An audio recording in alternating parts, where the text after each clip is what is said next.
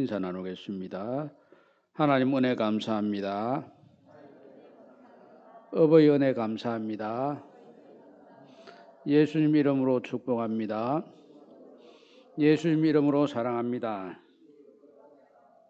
예. 얼마 전에 보니까 이제 초등학생들 현장 학습을 가지 않는 것 때문에 우리나라 대통령께서 언급을 하시고 또 언급을 들은 또 학교 선생님들 대표되는 분이 거기에 대해서 또 다른 말씀을 하시고 그것을 봤습니다. 누구 말이 맞는지 저는 잘 알지 못하지만 제가 성경을 보면서 느끼는 것이 이거는 애들이 가정교육이 안 돼서 일어나는 건데 그 현장 학습에도 가정교육이 문제가 되나? 아니면 애들의 부모가 가정교육이 잘못돼가지고 이 난리인데 이거 참 뭐 대통령이 나서도 가정에서 이루어져야 될 일을 대통령이 할 수 있는 것도 아니고 또 학교 선생님들이 나서도 가정에서 해야 될 일을 학교에서 한다는 것도 이게 또 있을 수 없는 일이고 참 가정에서야 이 주님의 말씀대로 가르치고 배우고 훈련되고 이 모습이 지금 우리 시대에 정말 중요한 문제가 되어 있구나. 기초가 지금 무너져 있으니까 나라의 미래가 좀 어둡지 않나 이런 생각이 들기도 합니다. 가정에서 배우고 익히고 훈련받는 것은 모든 교육의 기초고 또 공동체와 생활의 기본입니다. 가정에서 못한 것을 대학에서 할 수도 없고 가정에서 가르치지 못하고 배우지 못한 것을 뭐 옆에 있는 친구들이 가르치고 배워주고 이렇게 할 수도 없습니다. 가정에서 든든히 배우고 익히면 세상에서 못 배워도 그게 별로 문제가 되지 않습니다. 그래서 가정에서 참 하나님의 나라를 이루어가는 것이 정말 중요한 일이다. 그것을 오늘 말씀을 통해서 함께 상고하도록 하겠습니다. 이 말세의 모습 중에 하나가 뭐냐 하면은 말세에는 고통하는 때가 이른다. 그 고통 내용이 무엇이냐 하면 자기를 사랑하며 돈을 사랑하는 것이 고통 내용이다. 자기 사랑하고 돈 사랑하고 그리고 또 고통 내용 중에 하나가 뭐냐 하면은 자랑하고 교만하고 그리고 또 한 가지가 뭐냐면 부모를 거역하는 것. 이게 고통 때의 모습이고 말세에 나타날 증상 중에 하나입니다. 부모를 거역하고 대적하는 것. 우리나라가 청소년 자살률이 세계 1위입니다. 이것은 자식이 부모를 가장 아프게 하는 것이 뭐냐면 부모보다 자식이 먼저 죽는 게 부모 심령의 대못을 박는 거다. 이렇게 이야기합니다. 그래서 저희들 부모님들 보면 내가 부모님들보다는 오래 살아야 될 텐데 오래 살고 싶은 것보다도 불효하지는 않아야 된다. 이런 생각이었습니다. 그런데 지금 우리가 가지고 있는 현상을 보면 정말 이 부모와 자식 간의 관계가 심각합니다. 여기 제일 먼저 가정이 일이 문제가 되는데 먼저 그 자녀들아 이렇게 언급한 것은 부모 없는 자녀는 없습니다. 부모를 모르는 자녀는 있을 수 있습니다. 그렇지만 부모 없는 자녀는 없습니다. 자녀 없는 부모는 있을 수가 있습니다. 그래서 모든 사람들이 다 들어야 될 메시지를 먼저 내기 위해서 바울은 자녀들아 이 이야기를 먼저 합니다. 바울 자신도 이분이 가정을 가졌는지 안 가졌는지 논란이 좀 있습니다. 대부분은 이제 가정이 없는 독신자일 것이다 이렇게 봅니다만은 사도 바울이 사내들인 공회 의원이었습니다. 그런데 그 사내들이 공회 의원의 자격 중에는 가장이어야 된다. 결혼을 한 가장이어야 된다는 그런 요건이 있습니다. 그렇지만은 세상살이가 다 조건대로 다 되는 건 아니고 예외 없는 규칙은 없다 하는 것처럼 항상 예외가 있습니다. 그렇기 때문에 성경을 이렇게 살펴보면 바울이 결혼을 해서 가정을 가진 것 같지는 않은데 제일 먼저 이 자녀들아 하는 이야기는 모든 사람들이 보편적으로 다 들어야 될 메시지를 먼저 내고 그 다음에 구체적으로 더 들어야 될 메시지를 그 하나하나 이제 점검하면서 나아갑니다. 제일 첫 번째 이 메시지는 십계명에서 끄집어내요. 십계명에서. 출애굽기 20장 12절 말씀해 보면 한번 띄워주시겠습니까? 같이 읽어보겠습니다. 시작. 내 부모를 공경하라. 그리하면 내 하나님 여호와가 내게 준 땅에서 내 생명이 길리라. 이렇게 되어 있습니다. 근데 이게 BC 한 1440년경에 시내산에서 받았던 그 십계명 메시지인데 내 부모를 공경하라. 그리하면 내 하나님 여호와께서 내게 준 땅에서 내 생명이 길리라 이렇게 되어 있는데 그 말씀을 여기 이제 사도 바울이 그 인용할 때는 1500년이 지난 다음에 인용을 했는데 뭐라고 되어 있느냐 하면 오늘 본문의 말씀을 한번 1절 2절을 보여주시면 자녀들아 주 안에서 너희 부모에게 순종하라 이것이 옳으니라 내 아버지와 어머니를 공경하라 이것이 약속이 있는 첫 계명이니 이렇게 해서 그 약속이 있는 첫 계명이라 하고 해설을 붙여줍니다. 그리고 이로써 내가 잘 되고 땅에서 잘 장수하리라. 잘 되고 하는 것을 하나 더 구체적으로 표현을 했습니다. 우리가 오래 사는 것이 복이라고 하는데 거기에다가 건강하고 잘 되어서 오래 살면 더 복이다 이렇게 하지 않습니까? 그처럼 이 부모를 공경하는 것은 첫 번째 계명일 뿐 아니라 이것은 땅에서 잘 되고 장수하는 비결이라는 겁니다. 10계명 중에서 약속의 보상이 있는 계명은 제5계명인 내 부모를 공경하라 이것입니다. 확실한 하늘로부터 보상을 받는 비결은 부모 공경하는 데다. 그러면 이걸 1500년 동안 지내보니까 부모 공경 잘하는 사람은 땅에서 잘 되면서 오래 살더라. 왜 이것이 필요하냐 하면은 세상의 빛과 소금이 되어야 되니까 사람들은 겉으로 나타나는 것을 들여다봅니다. 저 집안이 왜 저렇게 좋은 모습을 보이나 보니까 부모들을 공경을 잘하더라. 예수 믿는 사람은 주 안에서 내 부모를 공경하라 이렇게 되지 않습니까?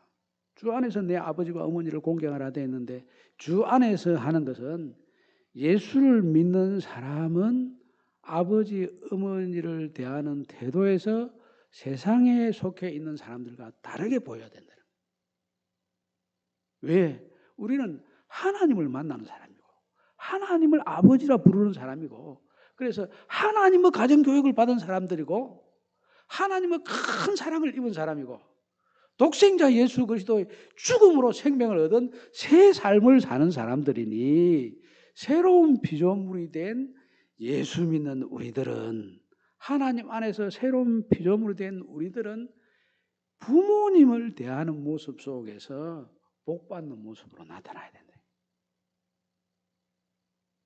그렇게 하는 것이 무엇이냐? 부모를 공경하는 것이다. 이렇게 했습니다. 그래서 부모를 공경하면 믿는 사람들은 땅에서 잘 떼면서 장수합니다. 혹시 내가 잘못됐다. 그럼 무엇을 점검해 봐야 되면 내가 부모님에 대해서 어떻게 하고 있는가 이것을 한번 점검해 보면 부모님에 대한 태도가 달라지면 부모님에 대한 생활의 양식이 달라지면 틀림없이 하늘에서 아버지 되신 하나님께서 이것을 지켜보고 계시다가 땅에서 잘 되게 하실 것이고 오래 살게 하실 것입니다. 그것은 십계명에 약속이 되어 있고 오늘 주신 말씀 속에 약속이 되어 있습니다. 이 약속이 우리 성도들의 생활 속에서도 성취되는 이런 역사가 나타나게 되기를 우리 주님의 이름으로 축복합니다. 그 다음에 주신 말씀은 이제 자녀들이 부모를 공경하면 땅에서 잘 되고 장수한다. 두 번째 주신 말씀은 부모님들에게 이야기를 했습니다. 아비들아, 너희 자녀를 노엽게 하지 말고 오직 주의 교훈과 훈계로 양육하라. 여기 이제 아비들이라 했지만 사실은 아버지, 어머니 다 이야기하는 건 아닙니까? 그런데 너희 자녀를 노엽게 하지 말고 자녀들이 부모님 때문에 분노가 생기는 일이 지금도 있습니다만은 옛날부터 있었던 이야기인 것 같아요. 그래서 여기 바울이 뭐라고 하냐면 조심시키는 게 아비들아 너희 자녀를 노엽게 하지 말고 먼저 말하는 것은 그게 정말 나타나는 보편적인 현상이고 여러 모습 속에 자식들이 부모 때문에 분노하는 일이 많이 생긴다는 겁니다. 자식들을 서로 비교하면 비교당하는 자식 중에는 분노가 생깁니다. 아버지 말 다르고 어머니 말 다르면 서로 다른 것 때문에 어떻게 뭐 이 말도 아니고 저 말도 아니고 누구 말을 들어야 되나 이거 갈등이 생기는데 이 갈등이 나중에는 분노로 바뀌는데 그 아버지가 말은 이래놓고 자기는 뭐 행동 영 다른 판으로 이야기하면 살아가는 모습을 보면 아버지가 이중인격자다. 어머니가 이중인격자다.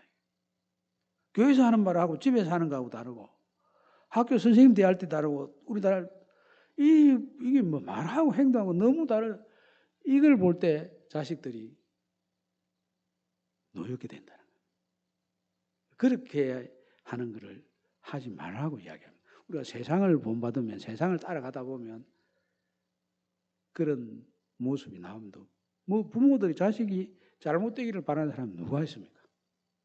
그리고 자식을 위해서 기도하지 않는 부모들이 누가 있습니까? 그런 부모들인데 그런 부모들의 모습을 보는 자녀들이 분노를 한다는 거예요. 노엽게 된다는 겁니다. 이걸 하지 말고 뭐라고 하냐면 오직 주의 교훈과 훈계로 양육하라 이렇게 하십니다. 잠언 22장 6절 말씀에 보면 이렇게 되어 있습니다.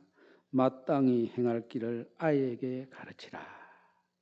그리하면 늙어도 그것을 떠나지 아니하리라. 같이 한번 읽어봅시다. 시작. 마땅히 행할 길을 아이에게 가르치라. 그리하면 늙어도 그것을 떠나지 아니하리라. 여기 가르치라 하는 것은 앞에서 말씀한 오직 주의 교훈과 훈계로 양육하라. 교훈과 훈계를 또 다르게 표현해서 가르치라 이렇게 되어 있습니다. 이 가르치다 하는 이 말씀은 훈련을 시켜라. 트레이닝을 시켜라. 그런 의미가 담겨 있고 또 한 가지는 봉헌하다 이런 뜻이 있습니다. 그러니까 이 아이를 하나님께서 받으실 만한 아이로 키우라는 겁니다. 내 아이로 키우지 말고 하나님께서 제물로 받으시는 그런 아이로 키우라는 겁니다. 아브라함이 독자 이삭을 모리아산으로 데려가서 바치려고 했습니다. 바치려고 할 때 여호와 일에 순장이 있어서 대신 바쳤습니다마는 실제로 제물로 육신의 목숨을 죽여서 바치는 것을 원하는 것이 아니고 우리의 자녀들은 하나님께 드려지는 제물로서 생각하고 이 제물이 온전해야 되지 않습니까? 흠이 있는 재물은 하나님께서 연락하지 않습니다. 그것처럼 우리 자녀들이 하나님께서 받으실 만한 재물이 될 수 있도록 기르라는 겁니다. 내가 원하는 대로 길어서는 하나님 받으실 만한 재물이 안 됩니다. 세상이 가르쳐준 대로 가르쳐가고 키워가지고는 하나님께서 받으실 만한 재물이 안 됩니다. 아무리 위대한 이 영웅들이 있고 위인들이 있고 이렇지만 그분들로부터 배우는 것은 하나님께서 받으실 만한 재물로 바치기에 합당한 가르침은 거기에 없습니다. 물론 부분적으로 있을 수 있습니다. 그런데 하나님께서 받으실 만한 재물이 되도록 우리 자녀들을 기르기 위해서는 주의 말씀과 교훈을 가지고 가르쳐야 됩니다. 그래서 이스라엘 백성들은 쉐마 이스라엘 이렇게 해가지고 마음을 다하고 뜻을 다하고 힘을 다하여 주 너희 하나님을 사랑하라. 그리고 하나님의 말씀을 가르치라. 내 이마에 붙이고 내 손목에 붙이고 옷술에 붙이고 그렇게 해서 들어가든지 나가든지 어디에서든지 이 하나님 말씀을 가르쳐 배우도록 해라 이렇게 했습니다. 이 하나님 말씀을 배우고 가르치는 이것이 바로 하나님 앞에 빌랍될 만한 재물로 자녀들을 양육하는 겁니다. 흠이 있는 재물로 하나님 앞에 드리면 어떤 결과가 나오겠습니까? 가인과 같이 될 수 있습니다. 가인과 같이. 하나님께서 받으실 만한 그런 재물로 바치면 아벨과 같이 생명을 다해서 하나님을 섬기고 하나님께서 영광 받으실 만한 그런 자녀로 양육이 됩니다. 세상에 있는 힘을 다해서 부모가 자녀들을 양육했는데 하나님께 드려진 자녀가 아니라 세상에 내 팽개쳐진 자녀들이 되는 경우가 얼마나 많습니까? 그래서 이 성도들에게 이렇게 이야기했습니다. 갱근의 모양은 있으되 갱근의 능력은 없는 자라. 이게 부모를 거역하는 자들의 모습입니다. 그런데 이 갱근의 모양은 있고 갱근의 능력 없는 이 모습을 보이면 자녀들도 그렇게 된다. 그래서 제일 첫 번째 마음을 다하고 뜻을 다하고 힘을 다하여 주 너희 하나님을 사랑하라. 이것이 다 있어야 그 사랑하는 마음을 가지고 말씀을 가르칠 수 있고 말씀을 배울 수가 있습니다. 그것이 없으면 누가 봐도 하나님을 사랑하는 마음이 충만하고 예수님을 사랑하는 마음이 충만해서 무언가를 했는데 그것 때문에 실수할 수 있고 실패할 수 있고 잘못될 수 있습니다. 그런데 그것은 하나님 사랑하는 것 때문에 왔다고 하는 것을 알게 되면 그 실수 실패는 흠이 되지 않습니다. 그런데 겉으로는 하나님을 사랑한다고 하면서 속으로는 자기 욕심을 챙기는 모습으로 하다가 성공을 해도 그거 보고 별로 따르고 싶은 마음이 없습니다. 그래서 우리 속담에는 자식들은 부모 뒷모습을 보고 배운다 이렇게 되어 있습니다. 앞에서 이래라 저래라 그거 귀 밖으로 다 들은다.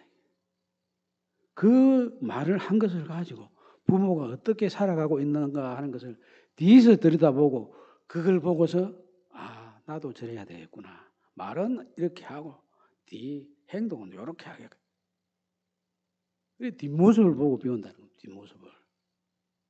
뒷모습을 보고 배울 때 우리 아버지처럼 어머니처럼 살아야 되겠다 하는 것이 어디서 나오느냐? 하나님을 사랑하는 마음, 예수님을 사랑하는 그 마음에서 나오는 모든 것들을 보면 나도 우리 부모님들처럼 하나님 사랑하고 예수님 사랑하고 예수님 사랑하는 마음으로 하나님 사랑하는 마음으로 어떤 어려움이 있어도 어떤 손해를 받더라도 저렇게 살아야 되겠다. 그 사랑 때문에 주의 말씀에 딱 붙들려 있는 이 모습을 볼 때 마땅히 행할 길을 아이에게 가르치는 것이 되고 마땅히 행할 길을 자녀들이 배우게 되면 늙어서도 그 말씀에서 떠나지 않으면 그게 성공적인 삶 아닙니까? 죽을 때까지 말씀에 딱 붙들려 가지고 그 길로 쭉 가는 그게 하나님께서 기뻐하시고 모든 사람들이 헌모하고 본받을 만한 사람은 그 삶 아니겠습니까? 바로 이 가정생활이 이루어지는 것은 또 사회생활과도 연결이 됩니다. 그래서 이 부모가 자녀를 가르칠 때, 자녀가 부모에게 배울 때 예수님께서 하시듯이 하나님께서 바로 여기에 계신 이 사실을 명확하게 하고 해나가고, 그 다음에 사회생활을 할 때도 사회생활은 가정생활의 연장선상에 있습니다. 순종하라. 이것이 가정에서 훈련되어 있는 사람은 세상에 나가면 훌륭한 역할을 할 수 있습니다. 우리 교회 성도들을, 청년들을 보면 이래 취직을 못 해서 어떻게 하냐 걱정들을 들 하시는데 저는 그렇게 걱정을 안 합니다. 왜냐하면 우리 교회 청년들을 딱 보니까 정말 이 성품이나 태도가 예수님을 많이 닮아 있어서 못 알아봐서 그렇지 알아보면 너무 훌륭해서 아이고 빨리 내려가가지고 써야 되겠다 이 마음이 생기도록 되어 있습니다. 딱 그 사실을 발견할 수 있는 그런 회사나 그런 분을 만나면 틀림없이 이 하나님께서 전 이런 우리 청년들을 사용하시는 것이 꼭 나타나리라고 저는 믿고 생각하고, 그래서 우리 청년들이 이렇게 신앙으로 마땅히 행할 길을 알고 그 길로 쭉 가게 되면 그거 예수님 말씀에 의지해서 하나님의 말씀에 의지해서 쭉 살아가는 그런 사람보다 탐나는 사람이 어디 있습니까? 그 사람이 인재 아닙니까? 그 사람이 능력 있는 사람이 아니겠습니까? 그 사람에게 무슨 일을 맡기도 되지 않겠습니까? 하나님 앞에서 말씀으로 훈련된 사람이 누구를 속이기로 하겠습니까? 무슨 일을 하면서 하나님께서 함께 일을 해주시는데 복이 임할 거 아닙니까? 그 사람 일하는데 저주가 있겠습니까? 실패하더라도 하나님께서 회복시켜 줄 거 아닙니까? 그리고 이같이 일을 하는 이분들은 또 하나님께서 주신 일이다 생각하고 그 일을 받들어 섬기는데, 자기 일을 하는데 이게 하나님께서 내게 주신 일입니다 생각하고 그렇게 일을 하는데 그 사람한테 성실하게 일에 대해서 집중력을 가지고 성과를 낼 수 있는 사람이 누가 있겠습니까? 내 일이다 하는 것보다도 하나님께서 맡겨주신 일이다, 하나님의 일이다 생각하고 딱 하나님 앞에서 내가 부끄럽지 않게 일해야 된다 이렇게 하는데 그 일이 얼마나 성과가 있겠습니까? 그래서 이런 모습을 가지고 살아가는 그런 성도들은 어느 곳에 가든지 성공을 합니다. 여기 다니엘의 이야기를 읽어보면 다니엘서가 많은 그 이야기들이 담겨 있는데 그 중에 사자굴에 들어갔던 다니엘 이야기가 있습니다. 사자굴에 들어갔던 다니엘이 어떤 일이 있었느냐면 사자굴이 들어갔을 때 이 다리오 왕이 급해가지고 쫓아와서 이 다니엘에게 이야기를 합니다. 내가 섬기는 하나님이 사자들에게서 능히 너를 구원하셨느냐 이렇게 물어보십니다. 다리오 왕도 다니엘을 알기 때문에 하나님께서 사자굴에 들어가더라도 하나님께서 구원하실 것이다 이렇게 믿고 들어가셨느냐 그렇게 질문을 합니다. 그러니까 다니엘이 뭐라고 대답을 하느냐 하면 다니엘이 왕에게 아뢰되 왕이여, 벌써 목소리가 나옵니다. 원하건대 왕은 만수무강하옵소서. 나의 하나님이 이미 그의 천사를 보내어 사자들의 입을 봉하셨으므로 사자들을 나를 상해하지 못하게 하였사오며 이는 나의 무죄함이 그 앞에 명백함이 오며 또 왕이여 나는 왕에게도 해를 끼치지 아니하였나이다. 다니엘서 6장 22절 보면 왕에게도 해를 끼치지 아니하였나이다. 다니엘이 사자굴에 들어가서 고민하고 기도하는 내용 중에는 내가 하나님 은혜로 살아나야 되겠다 이것만 생각하는 게 아니고 나 때문에 다리오 임금님이, 내가 섬기는 임금님이 해를 당하지 않나, 그걸 생각했습니다. 그래서 대답할 때 하나님 나를 지켜주십니다 뿐만 아니라 왕에게도 아무 피해가 없도록 해주셨습니다, 이렇게 대답했어요. 다니엘이 그 속에 들어가서도 왕을 위해서도 기도했다는 거예요. 우리 성도들은 내가 섬기고 있는 교회뿐 아니라, 가정뿐 아니라 섬기고 있는 회사를 위해서도 성도들이 가장 깊이 있게 기도를 해야 됩니다. 성도들이 기도를 안 해주면 누가 기도를 합니까? 예수 믿는 우리들은 그 직장에서 가장 소중한 사람이 되는 이유가 뭐냐면 그 직장을 위해서 기도하는 사람이기 때문에 소중한 사람입니다. 중요한 사람입니다. 다니엘이 이 왕으로부터 충성스러운 종이 된 이유는 뭐냐면 그가 이런 상황 속에서도, 자기가 사자굴에 들어가는 이런 상황 속에서도 왕을 위해서 기도하고 있었어요. 그래서 다니엘이 내가 왕에게도 피해가 없도록 했는데 과연 왕에게도 해가 가지 않도록 하나님께서 해주셨습니다, 이렇게 응답을 하지 않습니까? 사회생활에도 예수를 잘 믿는 사람들은 기도하면서 직장 생활을 하고 기도하면서 사업을 하고 기도할 때 하나님과 의논해서 모든 일을 해나가기 때문에 직장에서도 사업에서도 아주 중요한 위치에 서 있는 사람입니다. 왜냐? 하나님 보시기에 가장 기도하는 사람이 중요한 사람이기 때문에 그렇습니다. 우리 성도들의 생활은 가정에서 성공이 바로 세상의 성공으로 이어집니다. 가정에서 하나님을 만난 이 파워가 성전에서 마치 물이 흘러내려가서 그 성전의 물이 주변에 흘러내려가는 곳곳마다 생명을 일으키는 것처럼 가정에서 훈련되고 준비된 하나님의 사람의 모습이 세상 밖으로 쭉 나가는 현장마다 우리 하나님에 의해서 훈련된 우리의 모습으로 인해서 세상이 살아나도록 되어 있습니다.